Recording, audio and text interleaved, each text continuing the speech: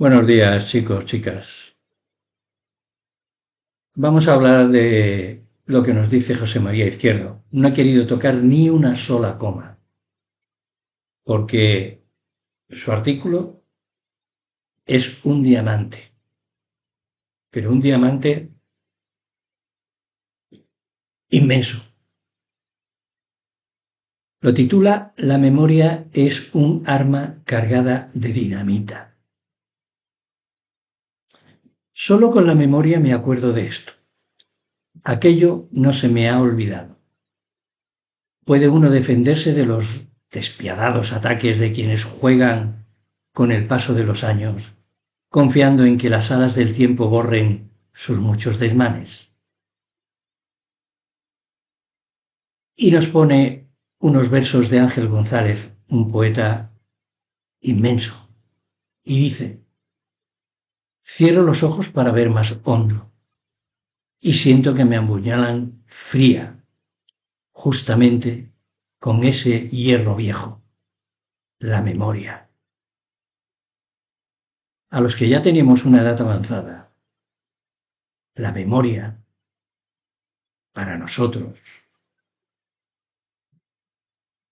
es el barco donde nos subimos y donde vamos a donde tengamos que ir, porque la memoria no nos abandona. Y dice José María Izquierdo: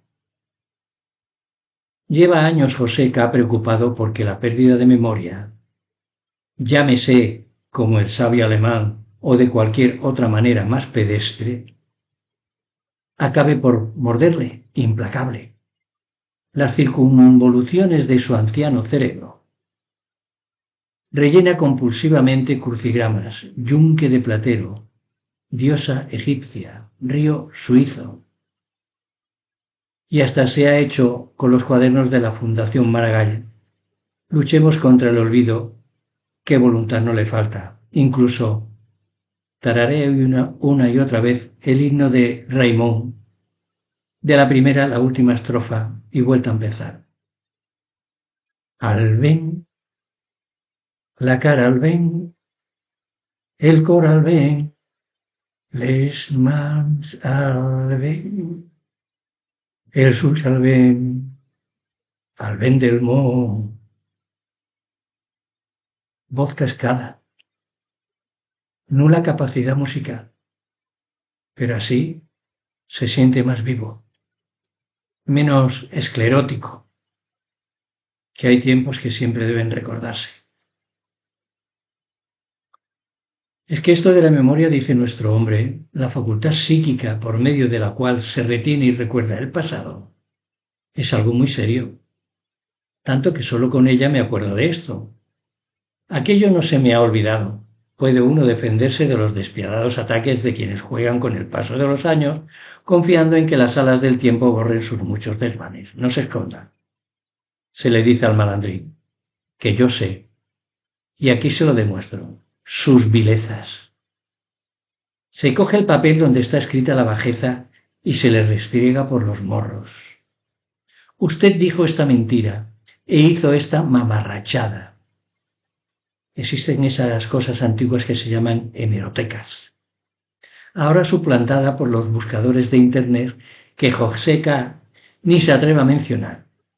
Ese maldito invento del diablo que se llama inteligencia artificial para comprobar los datos les recuerda en el supuesto de que se pongan farrucos y los desahogados pretendan negar la evidencia. ¿Miedo a que Pedro Sánchez amañe las elecciones? ¿Vomitan ahora? No se ha visto nada igual. Qué descaro, qué ignominia. ¿Cómo puede soportarse esta escalada de miserias por parte del Partido Popular? Entonces busca a Joseca los recortes que ha ido guardando a lo largo de los años. Ratoncito provechoso. Y pone pies en pared. Quieto ahí.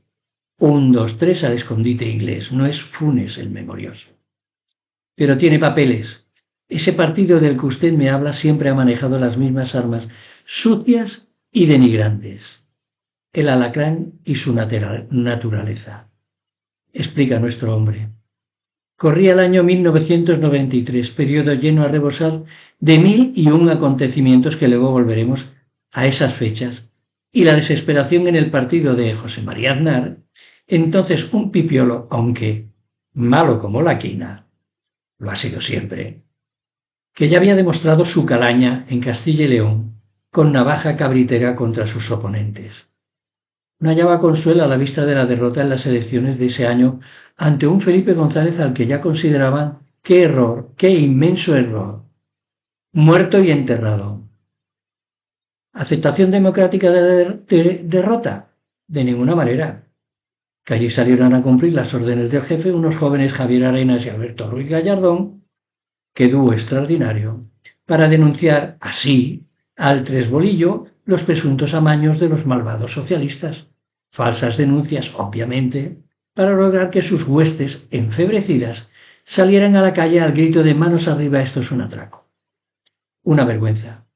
Y ahora, 32 años después, el mismo Aznar, petimetre belicoso, pero con muchos millones de euros más en sus bolsillos, de todo lo que nos ha robado, y esto lo digo yo, vuelve a la insidia.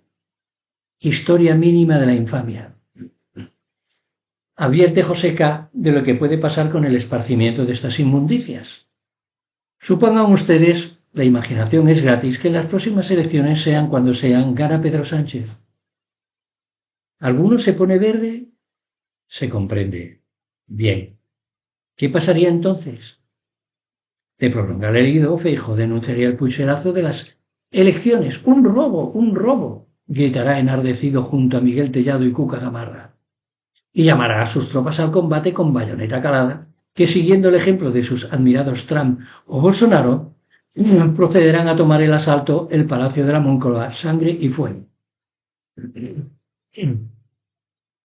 Sigan ustedes a José K. No tendrán entonces ningún problema para imaginar a varios de los furibundos asaltantes vestidos con vistosos trajes de luces, toreros, pintureros, incluso alguno de picador o monosabio, portando gran cornamenta de la afamada ganadería de Victorino Maritín o, en su defecto, de algún miura de la finca Zarayarriche, que si un chamán de Cano, Jake Angeli de nombre, natural de Phoenix, Arizona, puede adornarse con unas llamativas astas y taparse con una piel de oso para asaltar el Capitolio, aquí en nuestra platea de valientes lidiadores optaremos por la esbelta figura que dibujan la chaquetilla y el pantalón fabricados en seda y cubierto con un bordado realizado con hilo de canutillo de oro, plata o azabache. ¡Ole y ole!, declamará orgullosa Isabel Díaz Ayuso, a la sazón disfrazada convenientemente de Agustina de Aragón. ¿Muertos? ¿Daños? No pasa nada. Cuando llegue a presidente el gran instigador de tanta brutalidad, se indulta a los sicarios y ya está. Héroes de la patria, los muy salvajes. Pero José K. quiere ser sincero y reconoce paladinamente que la vena del cuello se le hincha hasta casi explotar. Esta gente aún tiene el don de sacarle de quicio cuando debe hablar de la conferencia episcopal. El alto estado mayor de los obispos y sus malhadados generales. Hay que ver esa iglesia permanentemente sacrificada por los pobres, dicen ellos. Hipócritas y mentirosos, cuando siempre han estado rodeados de oro y riquezas sin cuento. Para no irnos a los tiempos de los Borgia o la Inquisición, aunque todos lo sabemos, fueron ellos los curas, los que torturaban y asesinaban con sadismo incontrolado a hombres, mujeres y niños. Bastará con dar un salto en el tiempo y llegarnos hasta mediados del siglo pasado. Allí veremos cómo hicieron todo lo posible para que fracasara la Segunda República y sus reformas en educación, emancipación de las mujeres y derechos humanos.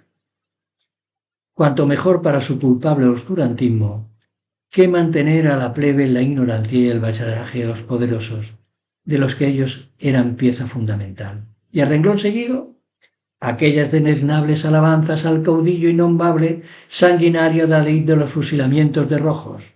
Y esto lo digo yo, un asesino, Franco.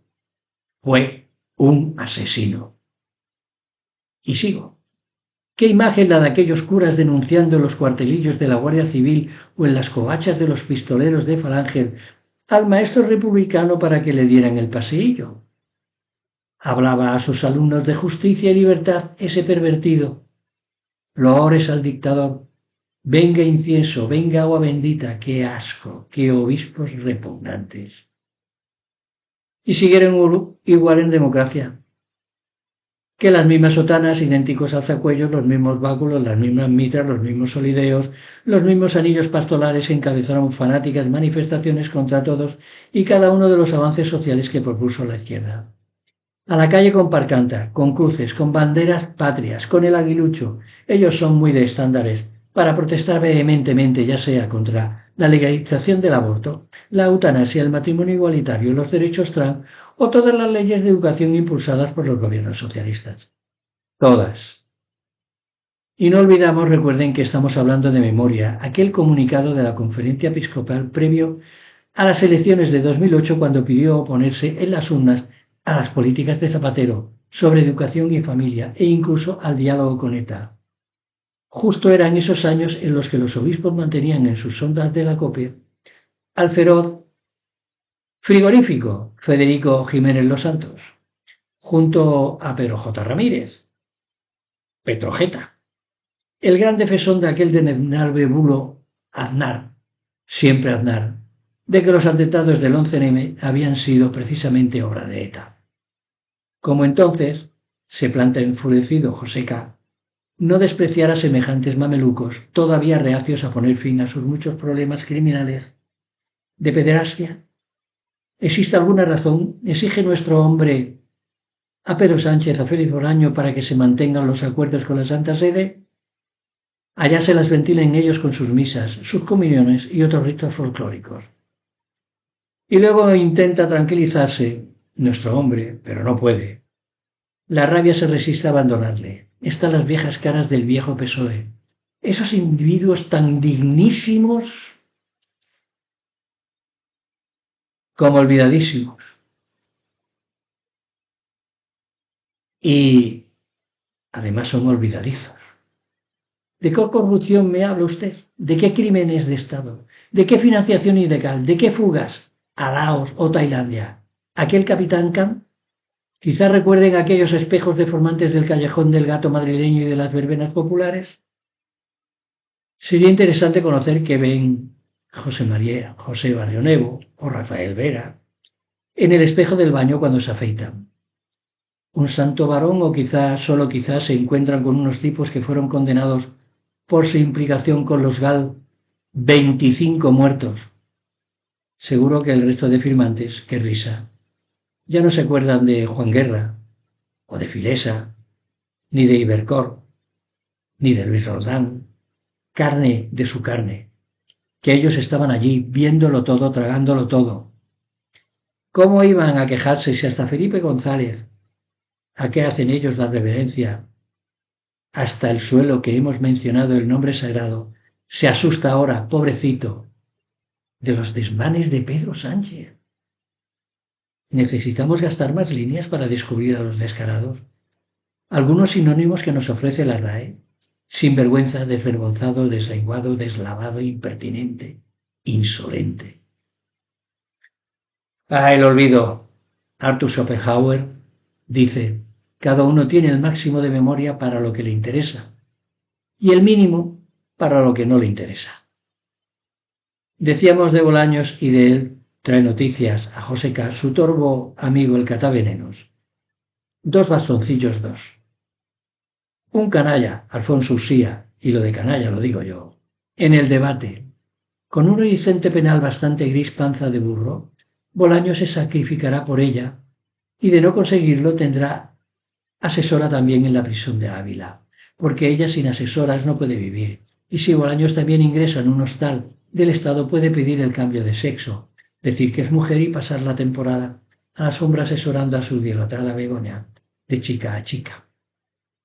Y otro canalla, miserable y malnacido, y esto lo digo yo, Pablo Molina, Libertad Digital, que tiene cojones el nombre. El lacayo del matón, no hay marranada política de Sánchez que Bolaños no haya defendido con el tono repipí y la gestualidad de petímete que lo caracteriza. En fin, después de leer estas dos mierdas que he leído, sigo con José K. Nosotros los memoriosos, dice José K., no nos olvidamos de ninguno de ellos, reconocemos con presteza a los bellacos. Lo llevan pintado en el rostro, en la sotana o en la pluma. La paz sea con vosotros.